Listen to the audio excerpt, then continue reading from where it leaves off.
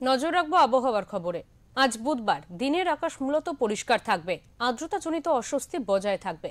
রাতেও আর্দ্রতার জন্য গরম অনুভূত হতে পারে। দিনের সর্বোচ্চ তাপমাত্রা 34 ডিগ্রি এবং সর্বনিম্ন তাপমাত্রা 25 ডিগ্রির আশেপাশে ঘোরাফেরা করবে বলেই জানিয়েছে হাওয়া অফিস।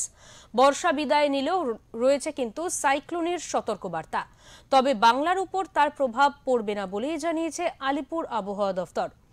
তবে থাকছে বৃষ্টির সম্ভাবনা। উত্তর ও দক্ষিণ 24 পরগনা, পূর্ব ও পশ্চিম মেদিনীপুরে রয়েছে বৃষ্টির সম্ভাবনা।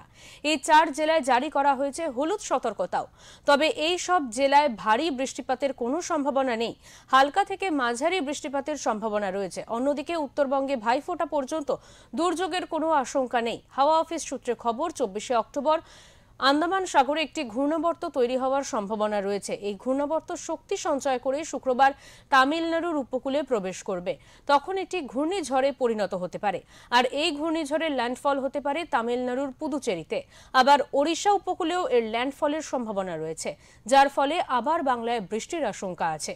যেহেতু বাংলার উপকূল থেকে এর অবস্থান অনেকটাই দূরে এবং অভিমুখ রাজ্যের দিকে নয়, ফলে এখানে তেমন ভাবে কোনো প্রভাব পড়বে না। তবে প্রচুর জলীয় বাষ্প প্রবেশ করায় সপ্তাহান্তে দক্ষিণ এবং উত্তরবঙ্গের বিভিন্ন জেলায় হালকা বৃষ্টিপাত হতে পারে।